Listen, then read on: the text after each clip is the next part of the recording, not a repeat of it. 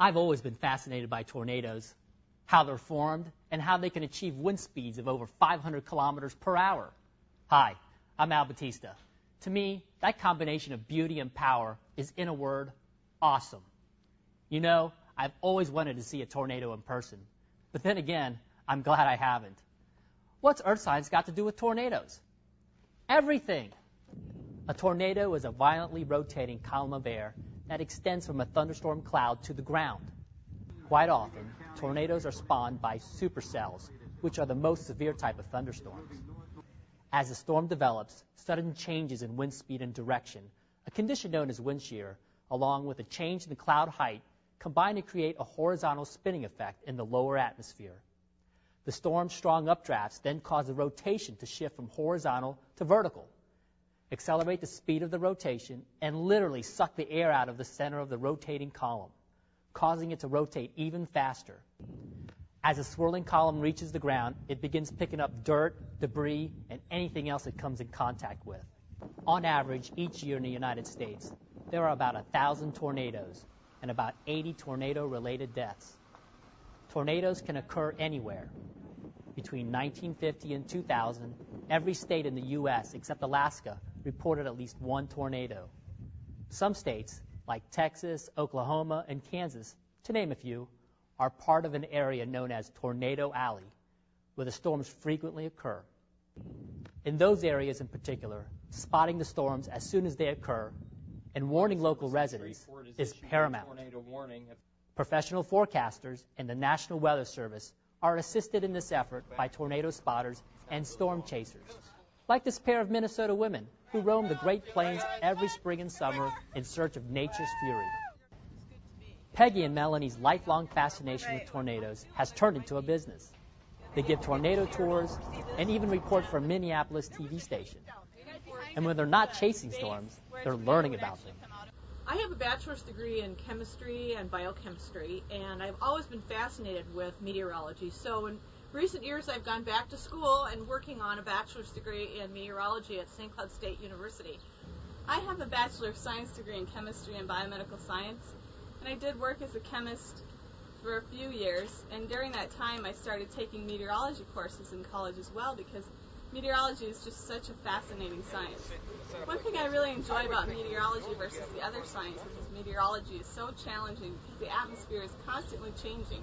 It's so dynamic. With an ever-increasing knowledge of meteorology, geography, and technology, the Twister sisters watch carefully for conditions that favor the development of tornadoes.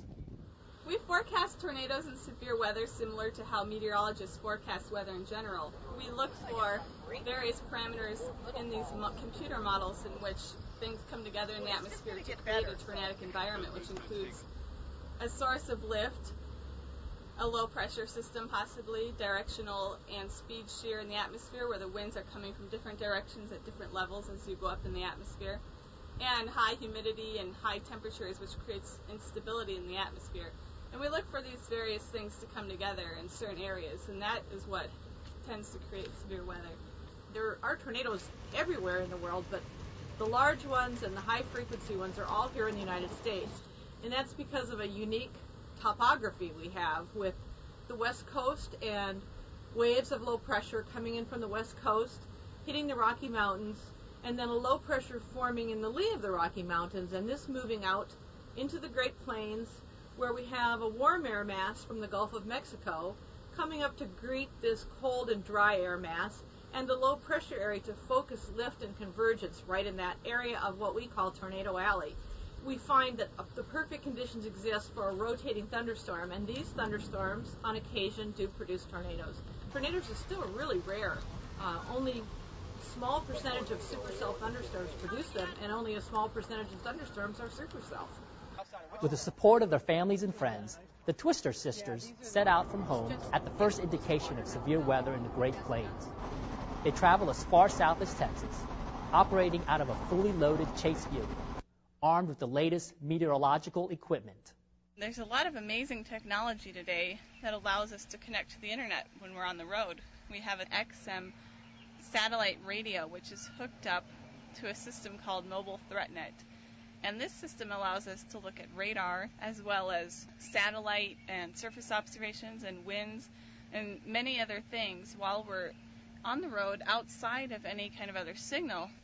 We have mounted in the vehicle a GPS, which is connected to the computer so we can monitor where we are relative to the storm at any time. We have a dual band ham radio so we can listen to the National Weather Service issuing watches and warnings and such, as well as listen for other chasers and other people and Skywarn networks that are up. And we can report what we're seeing on the radio through a network, or we can call it into the National Weather Service. Sometimes the Twister sisters get a little too close to the action, or a funnel cloud develops in an area where they're not expecting it to. Other times, the Twister sisters arrive on the scene of a tornado touchdown before the arrival of local rescue crews. With a possible tornado. Someone's pinned underneath it. Okay, all right. There's someone's pinned under the house. Rob, we need some help. There's somebody pinned in the house. The whole house is destroyed. We're just north of 41. We'll get okay, is that your house? Yes. Okay, here, wait, we'll come and help you too. Now, were the kids trapped in the basement? They were in the basement and the house was totally demolished. It was just a pile of lumber and appliances and unrecognizable things. They were underneath debris in the basement. We were able to get a light down there so they could see how to get out, and then we kind of pulled them out up the steps. So it was pretty scary, but they're okay. Like many people, Peggy and Melanie are torn between the desire to observe the power and beauty of tornadoes and the awareness of the death and devastation they can cause. The more all of us learn about tornadoes and the more we participate in research projects, the more information that will come in that will allow researchers to design earlier warnings. So ultimately, we aren't going to do anything to stop tornadoes or to prevent them from happening, but we may be able to come up with criteria that will provide the public with better warnings so they can get to shelter. This is really amazing. This is really amazing. Notice how it's getting... We're not daredevils, and we're not risk takers, and we're not out there to have a thrill ride like an amusement park. We really do look at these things as scientific phenomena, and we're there to document them. It is thrilling, it is exciting, but that's not why we do it. The deadliest tornado event in American history occurred on March 25, 1925, when 689 people were killed by an outbreak in Missouri, Illinois, and Indiana. On April 3rd and April 4th of 1974, an outbreak of 148 tornadoes in 11 states killed 315. It's a good idea to know the key tornado safety rules, especially if you live in a high-frequency area. Go to a basement if you have one, or a small interior room on the lowest floor. Get under a doorway or a sturdy piece of furniture. Stay away from windows. And if you're outside or in a car, try to find a ditch and get as low as possible. And don't forget to cover your head with your hands. Most tornado injuries are caused by flying debris.